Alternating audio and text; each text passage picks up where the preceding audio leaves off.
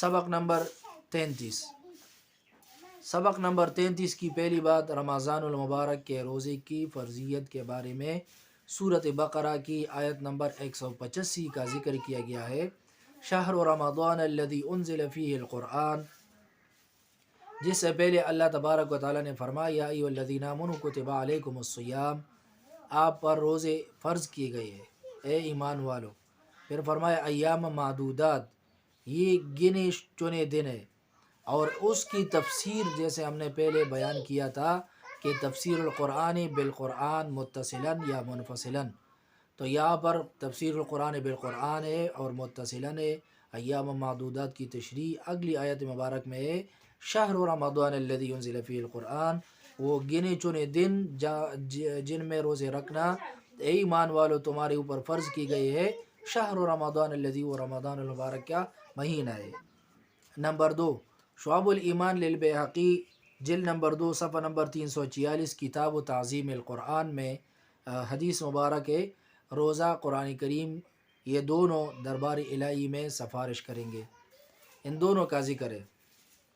عن عبداللہ ابن عمر رضی اللہ عنہما ان رسول اللہ صلی اللہ علیہ وسلم قال الصیام والقرآن یشفعان للعبد، روزہ اور قرآن بندے کے حق میں سفارش کریں گے۔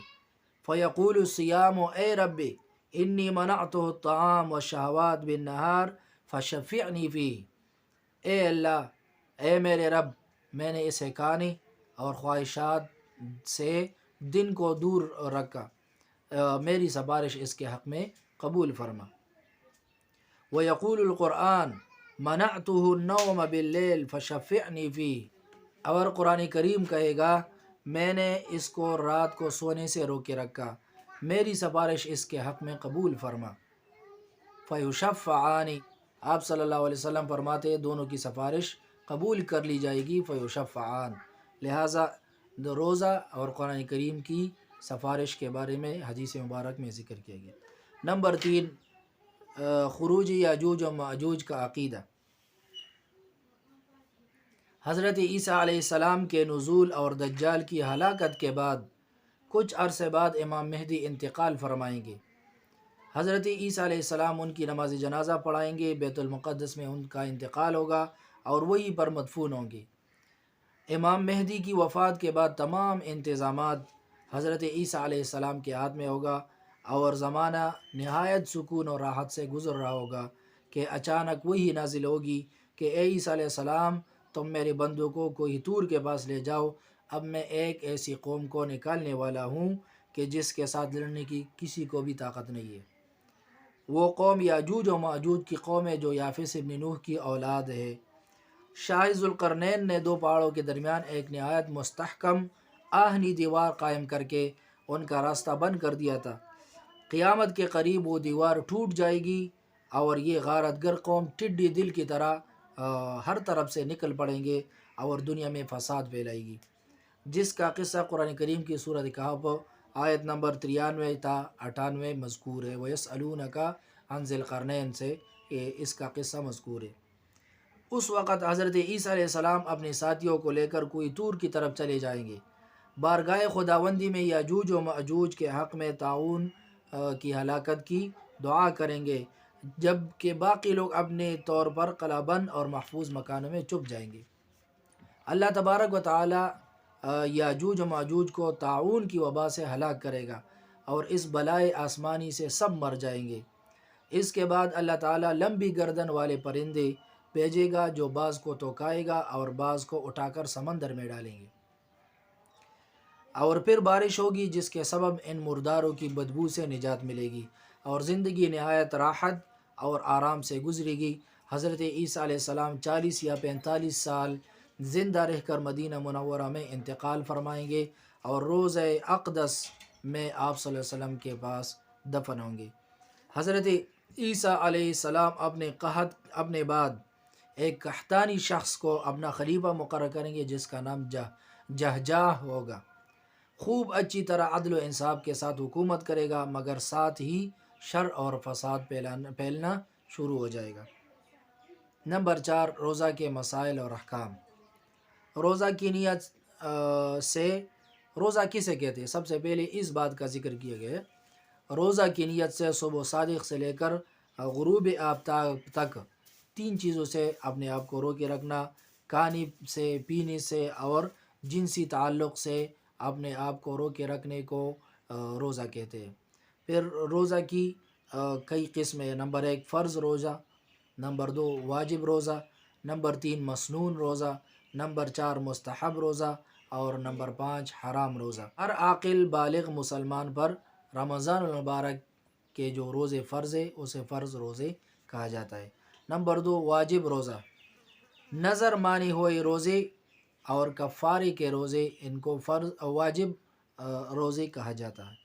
نفل شروع کرنے کے بعد اس کی تکمیل کرنا درمیان میں ٹوٹ جائے تو یہ بھی واجب ہو جاتا ہے، تو اس کی تکمیل بھی واجب ہے۔ مسنون روزہ، یوم عاشوراء 10 محرم کا روزہ، ایک روزہ مزید 9 یا 11 محرم کا اس کے ساتھ ملا کر رکھنا، یہ سنت ہے۔ مستحب روزہ، ہر ماہ 3 دن بالخصوص 13، 14، 15 کا روزہ رکھنا، شوال میں 6 روزے، ہفتوار، پیر اور جمعرات کا روزہ رکھنا، 9 ذی الحجہ بلکہ 1 تا 9 ذی الحجہ روزہ رکھنا، یہ مستحب روزے ہے۔ نمبر 5 حرام روزہ، 1 شوال اور 10، 11، 12، 13 ذی الحجہ کو روزہ رکھنا یہ حرام ہے۔ مسئلہ، روزے کے دوران بھول کر کھا پی لینے یا ہم بستری کر لینے سے روزہ نہیں ٹوٹتا۔ نمبر 2 روزہ ٹوٹ جانے کی صورت میں اکثر صورت میں صرف قضا ہوتی ہے، بعض صورتوں میں قضا کے ساتھ کفارہ بھی واجب ہو جاتا ہے۔ کفارہ میں مرحلہ وار 3 شقیں ہیں۔ نمبر 1 غلام آزاد کرنا، لیکن اب تو غلاموں کا دور نہیں۔ نمبر 2 غلام آزاد نہ کر سکنے کی صورت میں مسلسل 2 ماہ روزے رکھنا، یعنی 60 دن روزے رکھنا۔ اگر قمری مہینے کی پہلی تاریخ سے شروع کیے تو چاند کے مطابق 29 کا کوئی مہینہ ہو گیا تو روزے 59 لازم ہوں گے۔ نمبر 3 اگر دیندار مستند طبیب ڈاکٹر کی رائے سے یا اپنے سابق تجربہ سے واقعتاً مسلسل 2 ماہ روزے نہ رکھ سکتا ہو تو 60 مسکینوں کو کھانا کھلائے۔ ایک مسکین کو 60 دن بھی کھلا سکتے اور تسلسل ضروری نہیں ہے۔ ایک مسکین کے صبح و شام کی جگہ صدقہ فطر کی مقدار یعنی 2.25 سیر گندم اور یا اس کا آٹا بھی دے سکتے ہیں۔ نیز اتنی ہی مالیت کی رقم یا اتنی ہی رقم کی دیگر اشیاء مثلاً کپڑے، جوتے وغیرہ بھی خرید کر دے سکتے ہیں۔ کفارے کے روزے میں تسلسل ضروری ہے، لیکن عورت کفارے کے روزے رکھ رہی ہے اور درمیان میں حیض حائل ہو جائے تو اسے تسلسل ٹوٹنے میں کوئی حرج نہیں ہے۔ البتہ نفاس حائل ہونے یا ایام ممنوعہ 10، 11، 12، 13 ذی الحجہ حائل ہونے پر دوبارہ اسے نئی سرے سے روزہ رکھنا ہوگا۔ نمبر 5 سنن ابی داود کتاب الوتر باب فی الاستغفار میں بے چینی کے وقت کی دعا مذکور ہے۔ اللہ ربی لا اشرک بہ شیئا، اللہ تبارک و تعالی عمل کرنے، اسے یاد کرنے، دوسروں تک پہنچانے کی توفیق عطا فرمائے۔ آخر دعوانا الحمدللہ رب العالمین۔